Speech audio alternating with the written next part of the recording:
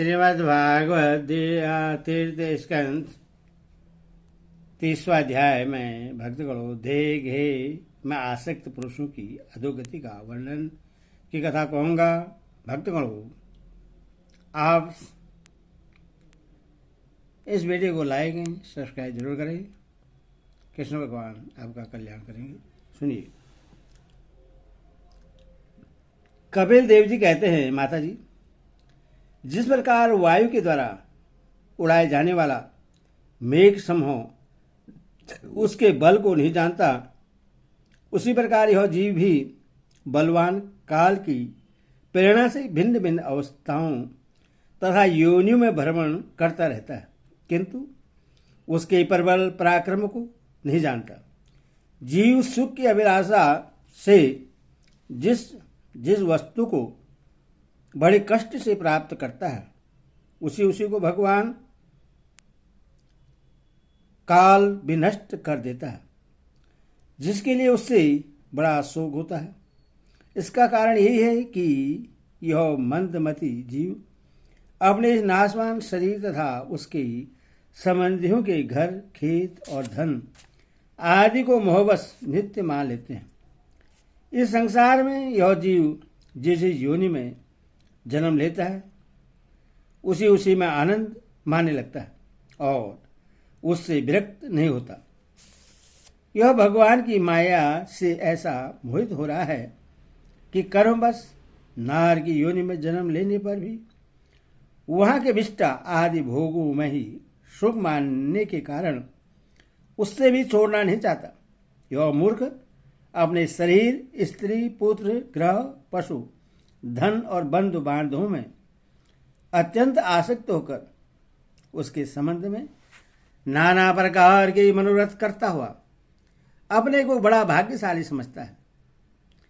इसके पालन पोषण की चिंता से इसके संपूर्ण अंग जलते रहते हैं, तथापि दुर्व्यसनाओं से दूषित हृदय होने के कारण यह मूर्ख निरंतर इन्हीं के लिए तरह तरह के पाप करता रहता है।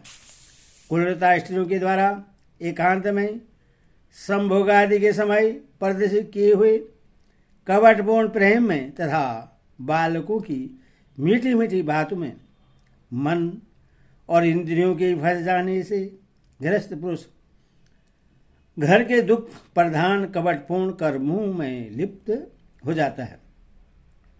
उस समय बहुत सावधानी करने पर यदि उससे किसी दुख का प्रतिकार करने में सफलता मिल जाती है, तो उससे ही वह सुख सा मान लेता है। जहाँ तहाँ से भयंकर हिंसा वृद्धि के द्वारा धन संचय कर यह ऐसे ही लोगों का पोषण करता है जिनके पोषण से नरक में जाता है। स्वयं तो उनके खाने पीने से बचे हुए अन्न को ही खाकर रहता है। बार बार प्रयत्न करने पर भी जब इसकी कोई जीविका नहीं चलती, तो यह लोभवश अधीर हो जाने से दूसरे के धन की इच्छा करने लगता है। जब मंदभागी के कारण इसका कोई प्रयत्न नहीं चलता और यह मंद बुद्धि धनहीन होकर कुटुंब के भरण पोषण में असमर्थ हो जाता है, तब अत्यंत दीन और चिंतातुर होकर लंबी लंबी सांसें छोड़ने लगता है। इससे अपने पालन पोषण में असमर्थ देखकर वे स्त्री पुत्र आदि इसका पहले के समान आदर नहीं करते, जैसे कृपण के समान बुढ़े बैल की उपेक्षा कर देते हैं। फिर भी इससे वैराग्य नहीं होता। जिन्हें उसने स्वयं पाला था, वही अब उसका पालन करते हैं।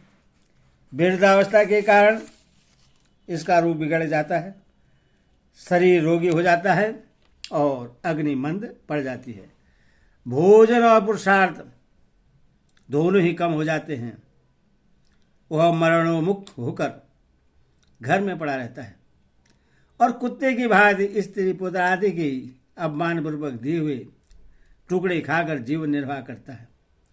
मृत्यु का समय निकट आने पर वायु के उदकरण से इसकी पुतलियां चढ़ जाती हैं। श्वास पर श्वास की नलिकाएं कब से रुक जाती हैं। खांसने और सांस लेने में भी इससे बड़ा कष्ट होता है तथा कब बढ़ जाने के कारण कंठ में घुरघुराहट होने लगती है। यह अपने शोकातुर बंधु बांधवों से घिरा हुआ पड़ा रहता है और मृत्युपाश के वशीभूत हो जाने से उनके बुलाने पर भी नहीं बोल सकता।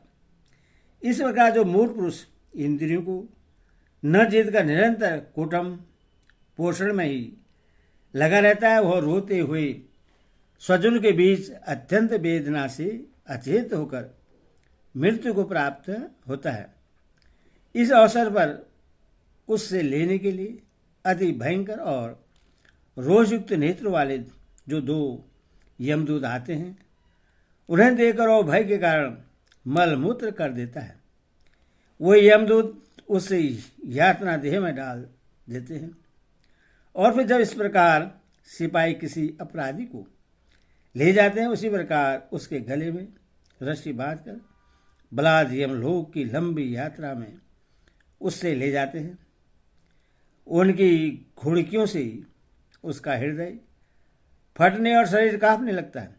मार्ग में उसे कुत्ते नोचते हैं। उस समय अपने पापों को याद करके वह व्याकुल उठता है। भूख प्यास उससे बेचैन कर देती है। क्या घाम दवानल तथा लू से वह तब जाता है। ऐसी अवस्था में जल और विश्राम स्थान से रहित उस तप्त बालू कामई मार्ग में जब उससे एक पग आगे बढ़ने की भी शक्ति नहीं रहती, यमदूत उसकी पीठ पर कोड़े बरसाते हैं। तब बड़े कष्ट से उससे चलना ही पड़ता है। वह जहां तहां थक कर गिर जाता है, मूर्छा आ जाती है, चेतना आने पर फिर उठता है। इस प्रकार अति दुखमय अधेरे मार्ग में अत्यंत क्रूर यमदूत उससे शीघ्रता से यमपुरी को ले जाते हैं। यमलोक का मार्ग 99,000 योजन है। इतने लंबे मार्ग को 2 ही 3 मुहूर्त में तय करके वह नरक में तरह तरह की यातनाएं भोगता है। वहां उसके शरीर को धधकती लकड़ियां आदि के बीच में ढालकर जलाया जाता है। कहीं स्वयं और दूसरों के द्वारा काट काट कर उससे अपना ही मांस खिलाया जाता है। यमपुरी के कुत्तों तथा गीदों द्वारा जीते जी उसकी आंतें खींची जाती हैं। सांप, बिच्छू और डांस आदि डसने वाले तथा डंक मारने वाले जीवों से शरीर को पीड़ा पहुंचाई जाती है। शरीर को काटकर टुकड़े टुकड़े किए जाते हैं। उससे हाथियों से चिरवाया जाता है, पर्वत शिखरों से गिराया जाता है अथवा जल या गड्ढे में डालकर बंद कर दिया जाता है। ये सब यात्राएं तथा इसी प्रकार तामसित, अंधतामसित एवं रौरव आदि नरकों की और भी अनेक यंत्रणाएं स्त्री हो या पुरुष उस जीव को पारस्परिक संसर्ग से होने वाले पाप के कारण भोगनी ही पड़ती है। माताजी, कुछ लोगों का कहना है कि स्वर्ग और नरक तो इसी लोक में है, क्योंकि जो नार की यात्रा है वो यहाँ भी देखी जाती है। इस प्रकार अनेक कष्ट भोगकर अपने कुटुंब का ही पालन करने वाला अथवा केवल अपना ही पेट भरने वाला पुरुष उन कुटुंब और शरीर दोनों को यही छोड़कर मरने के बाद अपने किए हुए पापों का ऐसा फल भोगता है।